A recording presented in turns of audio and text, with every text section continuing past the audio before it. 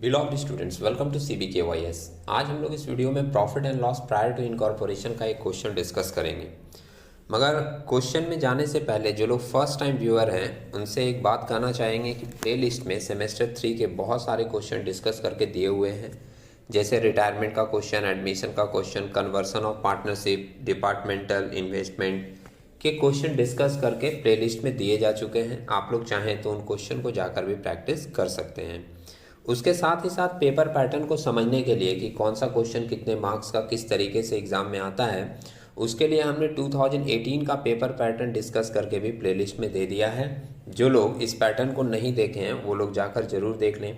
इससे कि एक माइंड सेट हो जाता है कि एग्ज़ाम में हमारा कौन सा क्वेश्चन कितने मार्क्स का आएगा और कौन से क्वेश्चन को हमको पहले अटेंड करना सही रहेगा।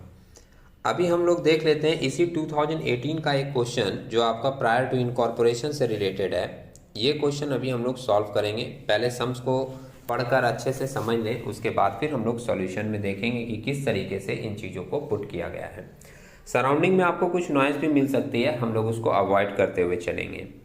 सम्स मेंशन कर रहा है retro limited was formed by taking over the existing business of Z brothers with effect from 1/4/2016। मतलब ये बिजनेस जो है 1/4/2016 से चल रहा था, टेक ओवर किया गया। और आप जानते हो कि जब कोई भी बिजनेस को कंपनी टेक ओवर करती है और उसको एक कंपनी का नाम देती है, उसके लिए उनको सर्टिफिकेट ऑफ इनकॉर्पोरेशन लेना जरूरी होता है। तो आगे मेंशन कर रहा है but the company was incorporated on 1/7/2006। Company incorporate हुई कब? 1/7/2016 को। ठीक है, बिजनेस आपका चल रहा था 1/4/2016 से और इनकॉर्पोरेशन हुआ है 1/7/2016 को। तो ये जो डेट आपका रहता है इसको हम लोग नाम देते हैं प्री इनकॉर्पोरेशन पीरियड। और 1/7/2016 से लेके ईयर एंड तक का जो डेट रहता है उसको हम लोग नाम देते हैं पोस्ट इनकॉर्पोरेशन पीरियड। आगे मेंशन कर रहा है no entries were made relating to transfer till 31 March 2017। तो ये आपका ईयर एंडिंग दे दिया। अब आप क्या करोगे, सबसे पहले एक टाइम रेशियो फाइंड आउट कर लोगे। और आपका टाइम रेशियो क्या होगा? 1 अप्रैल से लेके 1 जुलाई तक, जो जिस दिन इनकॉर्पोरेट हुआ, तो 1 अप्रैल से 1 जुलाई तक का जो डेट है वो जाएगा प्री इनकॉर्पोरेशन पीरियड के नाम पे। और 1 जुलाई से लेके 31 मार्च 2017 तक का जो टाइम रहेगा वो आपका माना जाएगा पोस्ट इनकॉर्पोरेशन पीरियड। आगे क्या इंफॉर्मेशन है? On that day the following balances were found to determine the net profit. क्या क्या इंफॉर्मेशन है? ग्रॉस प्रॉफिट दी हुई है, ये आपका इनकम साइड है। कैरियज आउटवर्ड एक्सपेंस है। आगे बढ़ने से पहले एक बात आप लोगों को और बता दें, जो लोग इस चैप्टर को बहुत प्रैक्टिस किए हैं उनके लिए ये चैप्टर बहुत ही ईजी लगता होगा, लेकिन कुछ लोग फिर भी मे भी इसमें कंफ्यूज होते होंगे।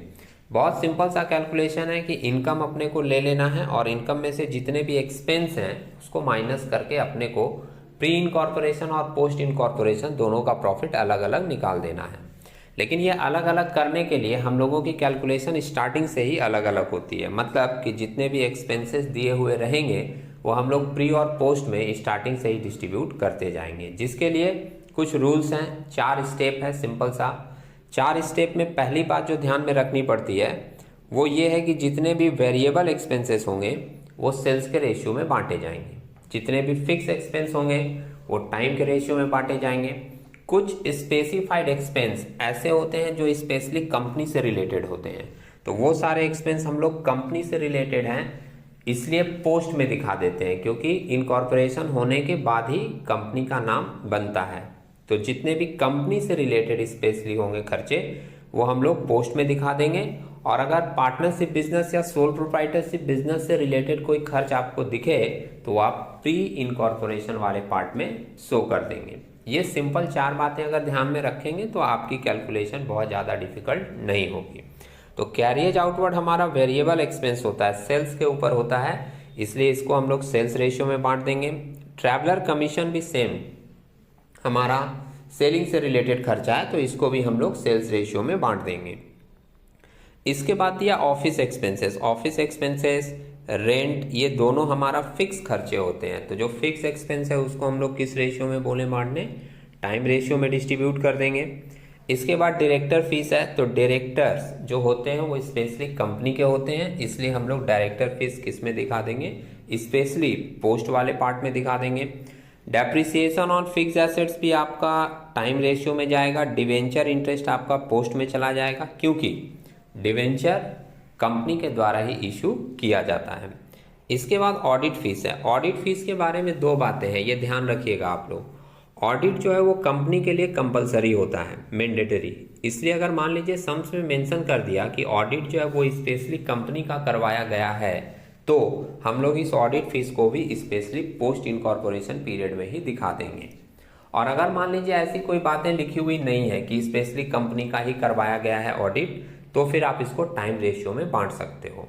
टाइम रेशियो में भी बांट सकते हैं, और अगर कुछ स्पेशल पॉइंट मेंशन कर दिया तो आप इसको स्पेशली पोस्ट इनकॉर्पोरेशन पीरियड में भी दिखा सकते हैं, क्योंकि ऑडिट मैंडेटरी किन के लिए होता है? कंपनी के लिए होता है। इसके बाद पार्टनर रेमुनरेशन है। तो पार्टनर से रिलेटेड जो भी खर्च होगा वो हम लोग किस में दिखा देंगे? प्री इनकॉर्पोरेशन में। और इसके बाद एक आइटम है शेयर ट्रांसफर फीस रिसीव्ड। ये जो शेयर ट्रांसफर फीस रिसीव्ड है तो ये आपका इनकम है और शेयर से रिलेटेड है, तो शेयर कहाँ होता है? कंपनी में, इसलिए ये वाले इनकम भी हम लोग दिखा देंगे पोस्ट इनकॉर्पोरेशन पीरियड में। आगे क्या मेंशन किया है? GP ratio was constant per month. GP ratio हम लोगों का कांस्टेंट चलेगा हर महीने का। एंड नंबर 2 में मेंशन किया है monthly sales in May, June, September and December were double the average monthly sales for the remaining months. Sales के बारे में एक इंफॉर्मेशन दिया है कि आपका मई का, जून का, सितंबर का और दिसंबर का जो सेल होता है वो नॉर्मल सेल से डबल होता है। So the pre and post incorporation profit. ये जो सेल्स वाली इंफॉर्मेशन लास्ट में दी हुई थी, ये आपके किस काम आएगी? सेल्स रेशियो निकालने के काम आएगी, क्योंकि सेल्स रेशियो जब अपने निकाल लेंगे तभी हम लोग उन सारे एक्सपेंसेस को जो कि सेल्स के ऊपर बेस्ड होते हैं उनको ईजिली डिस्ट्रीब्यूट कर पाएंगे। तो इस सम्स को केयरफुली समझने के बाद अब हम लोग देखते हैं कि सॉल्यूशन किस तरीके से मेंशन किया गया है। ये थोड़ा हैंड रिटन है हमारा। अगर आपको कोई चीज़ इसमें से क्लियरली नहीं समझ में आएगी, दिख नहीं पाएगा, तो मैं बोलता रहूँगा, उसको अगर आप केयरफुली सुनोगे तो भी वो वर्ड आपको समझ में आ जाएगा। तो ये 2018 का क्वेश्चन है। नोट नंबर 1 में हम लोग टाइम रेशियो निकाले हैं। सबसे पहले टाइम रेशियो में प्री और पोस्ट, ये बात आप समझ चुके हो, सम्स में भी डिस्कस कर दिया था मैंने कि 1 अप्रैल से लेकर 1 जुलाई तक का जो टाइम होगा वो हमारा प्री का होगा, 1/4/16 से लेके 1/7/16 तक, और 1/7/16 से लेके 31 मार्च 2017 ईयर इन तक का जो टाइम होगा वो हमारा पोस्ट का होगा। तो 1/4 से 1/7 का आपका अप्रैल, मई, जून 3 महीना आता है, और जुलाई से लेके मार्च तक आप काउंट करोगे तो जुलाई से मार्च तक का टाइम आपका 9 मंथ का आता है। तो 3:9 रेशियो निकल गया। इसको हम लोग सिंप्लीफाइड कर लिए 3 से कैंसिल करके, तो रेशियो अपने को मिल गया टाइम रेशियो 1:3। ठीक है। सेल्स रेशियो में देखिए, सेल्स से रिलेटेड अमाउंट सम्स में कोई भी दिया हुआ नहीं था। ये बताया था कि नॉर्मल जितना भी सेल होता है कुछ महीने में हमारा सेल्स डबल होता है। तो इसलिए यहाँ पर आपको एक थॉट लेनी होगी। आप जानते हो अगर इस तरीके का कुछ इन्फॉर्मेशन मिसिंग होता है तो हम लोग एक्स मान के कैलकुलेशन कर सकते हैं या 1 मान के कैलकुलेशन कर सकते हैं। हमने यहाँ पर मंथली सेल्स को 1 मान लिया। इधर साइड में लिखा है हमने लेट मंथली सेल्स भी 1, कि हमारा हर महीने में 1 रुपये का सेल होता है। अब जिस महीने में वो बोला है कि आपका सेल डबल हो रहा है, उस महीने में आप क्या कर दोगे? 2 कर दोगे। और अगर मान लीजिए किसी दूसरे सम्स में आपको मिले जहां पर ये बोला जाए कि ये इस महीने में ट्रिपल हो गया तो आप 3 लिख दिए। किसी में बोल दिया 1.5 हो गया तो 1.5 लिख दिए। किसी मंथ में बोल दिया कि जितना नॉर्मल सेल होता है उसका हाफ ही होता है उस महीने में, तो वहां पर आप 0.5 ले सकते हैं। तो इस तरीके से अगर 1 मान लेते हैं तो हमारी कैलकुलेशन थोड़ी स्मूथली हो जाती है। अब देखिए इसी थॉट को लेकर हम प्री में रखें। प्री में हमारा 3 मंथ्स था, आप टाइम रेशियो में भी देख सकते हो। तो पहला जो मंथ था अप्रैल, वहां पर हम लिखे 1। मई और जून में बोला था डबल हुआ है, तो इसलिए हम यहाँ पर लिखे 2 + 2। ठीक है। अप्रैल में जून का इधर हो गया, जो कि आपका ऐड करके कितना आ जा रहा है? 5। अब पोस्ट वाले में देखिए इस 2 करके लिखें। अप्रैल में जून का हो गया तो जुलाई से स्टार्ट किए। जुलाई और अगस्त में 1 लिखें। सितंबर में बोला था डबल हो गया, इसलिए आप सितंबर में देखोगे 2 लिखा गया है। अक्टूबर नवंबर में फिर 1 लिखें। दिसंबर के महीने में बोला था डबल हो गया, इसलिए दिसंबर में फिर 2 लिखें। प्लस जनवरी, फरवरी, मार्च, इन तीनों में नॉर्मल सेल्स हम लोग लिए हैं 1 + 1 + 1। तो ये पोस्ट वाला इसी तरीके से सारा ऐड करके कितना वैल्यू मिल रहा है 11। तो हमारा सेल्स रेशियो इस तरीके से मिल गया 5:11। ठीक है, एक्स मान के भी आप कैलकुलेशन कर सकते हैं, कोई प्रॉब्लम नहीं है। कहीं अगर आपको ऐसा दिखे तो आप उस प्रोसेस को भी इजीली फॉलो कर सकते हैं। 2 रेशियो अपने को मिल गया। अच्छा, एक बात और बता दें, ये जो सेल्स रेशियो वाला टेक्निक है कि इस मंथ में डबल हो जा रहा है या ट्रिपल हो जा रहा है या हाफ हो जा रहा है या 1.5 हो जा रहा है, यही वाला टेक्निक करके कभी कभी सम्स दे देता है और किसी दूसरे आइटम से रिलेटेड ये बात बोल देता है। जैसे आपका सैलरी से रिलेटेड, आपका वेजेस से रिलेटेड यही बात अगर मेंशन कर देगा तो इसी थॉट के ऊपर आप वो वाला रेशियो भी फाइंड आउट करके सैलरी या अदर एक्सपेंसेस जिस पर भी वो बात बोली रहेगी उसको डिस्ट्रीब्यूट करोगे। ठीक है, तो अभी हम लोग देख लेते हैं कि अब स्टेटमेंट ऑफ पीएल बनाकर किस तरीके से ये डिस्ट्रीब्यूशन किए हैं।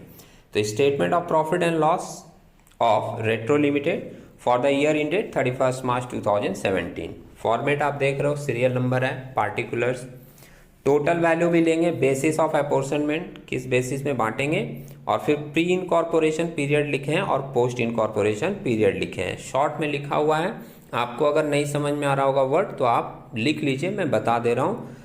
कॉलम है लास्ट वाला प्री इनकॉर्पोरेशन पीरियड और उसके बाद है पोस्ट इनकॉर्पोरेशन पीरियड।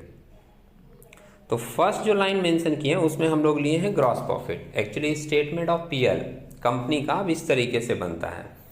किस तरीके से, कुछ स्टेप फॉलो करते हैं, 1-2 लाइन लिखकर पहले सारे इनकम लेते हैं, उसके बाद एक्सपेंसेस, इनकम में से एक्सपेंस माइनस करते हैं।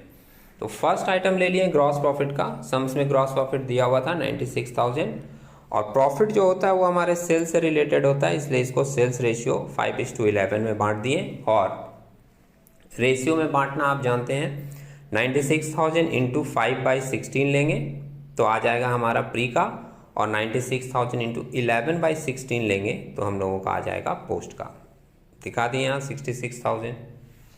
इसके बाद एक और इनकम था हमारे सम्स में, वो था अदर इनकम। वो अदर इनकम में क्या था, शेयर ट्रांसफर फीस, ये 1000 था और पूरा का पूरा मैंने कहा था कंपनी से रिलेटेड है तो पोस्ट में चला जाएगा। तो पोस्ट में अपने दिखा दिए कितना 1000। अब सिंपली 2 ही इनकम था तो टोटल इनकम 3 नंबर पॉइंट में हम लोग दिखा दिए 1 + 2, टोटल में आ रहा है 97,000, प्री का है 30,000 और पोस्ट का है 67,000। अब अपने सिंपली क्या करेंगे, सारे एक्सपेंसेस लेंगे पॉइंट नंबर 4 में। ऑलरेडी मैं सम्स पढ़ते समय डिस्कस कर दिया था, फिर से आपको दिखा देता हूँ। यहाँ पे कैरियज आउटवर्ड हमारा सम्स में दिया हुआ था 3200, वेरिएबल एक्सपेंस है इसलिए इसको हम लोग सेल्स रेशियो में बांट दिए 5:11 में। तरीका अपना वही रहेगा बांटने का, 3200 इंटू 5/16 और पोस्ट में चला जाएगा 3200 इंटू 11/16 करके चला गया पोस्ट में। ट्रैवलर कमीशन 8000 सम्स में दिया है एक्सपेंस, इसको भी सेल्स रेशियो में बांट दिए 5:11 में।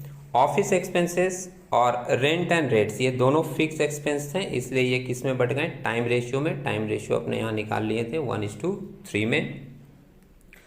डायरेक्टर फीस कंपनी का होता है इसलिए 7000 पूरा का पूरा कहाँ दिखा दिए, पोस्ट में, देख रहे हो आप। डेप्रिसिएशन को टाइम रेशियो में बांटा गया 1:3 में। डिवेंचर इंटरेस्ट भी कंपनी का होता है इसलिए पूरा का पूरा पोस्ट में दिखाया गया, देख रहे हैं यहाँ पे आप 5600। ऑडिट फीस को यहाँ पर कुछ मेंशन नहीं किया था सम्स में स्पेसिफाइड, इसलिए इसको टाइम रेशियो में बांट दिया गया और प्री और पोस्ट दोनों में दिखा दिया गया 1:3 में बांटकर 600 और 1800। और पार्टनर्स रेमुनरेशन जो 6000 है ये पार्टनरशिप से रिलेटेड चीज़ें हैं, कंपनी में नहीं जाएंगी, इसलिए ये पूरा का पूरा प्री में चला गया कितना 6000। सारे एक्सपेंस दिखाने के बाद डिस्ट्रीब्यूट करने के बाद आप टोटल कर देंगे। टोटल आपका एक्सपेंस आ रहा है 74,200 और इधर प्री का आ रहा है 20,600 और पोस्ट में हमारा 53,600। आगे की सिंपल लाइन समझ चुके हैं आप कि जितना भी आपका टोटल इनकम आया था उसमें से आप टोटल एक्सपेंस माइनस कर दें। जैसे 30,000 प्री का इनकम था उसमें से 20,600 माइनस कर दिए तो अपना प्रॉफिट आ गया 9,400। और ये जो प्री वाला प्रॉफिट होता है ये ट्रांसफर कर दिया जाता है कैपिटल रिजर्व में, तो आप यहाँ पे लिख सकते हो ट्रांसफर टू कैपिटल रिजर्व। एक क्वेश्चन यहाँ पे आ सकता है आपके मन में कि अगर मान लीजिए ये प्रॉफिट नहीं आकर लॉस में आ जाए, मतलब कि 9,400 पॉजिटिव फिगर नहीं आकर निगेटिव में आ जाए, तो अगर 9,400 वाला फिगर आपका निगेटिव में आएगा तो आप यहाँ पे कैपिटल रिजर्व नहीं लिखोगे, तब आप लिखोगे ट्रांसफर टू गुडविल। वहाँ पर आप क्या मेंशन करोगे कैपिटल रिजर्व की जगह? गुडविल। और सेकेंड वाले पार्ट में पोस्ट इनकॉर्पोरेशन पीरियड में 67,000 का इनकम था, 53,600 माइनस किए और माइनस करके आया 13,400, ये ट्रांसफर हो जाता है प्रॉफिट एंड लॉस वाले फंड में।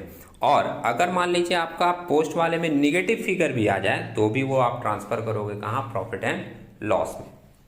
बस फर्क ये होगा कि जो पॉजिटिव फिगर अगर पोस्ट में आया है तो वो प्रॉफिट एंड लॉस वाले फंड में जाकर ऐड होगा, और अगर निगेटिव फिगर आता तो वो प्रॉफिट एंड लॉस वाले फंड में जाकर माइनस होता है। तो उम्मीद है आप लोगों को ये कैलकुलेशन समझ में आई होगी। हम लोग इसी तरीके के कुछ नए कैलकुलेशन के साथ, कुछ नए इंफॉर्मेटिव वीडियो के साथ, कुछ नए अपडेट के साथ एक नेक्स्ट वीडियो में मिलेंगे। तब तक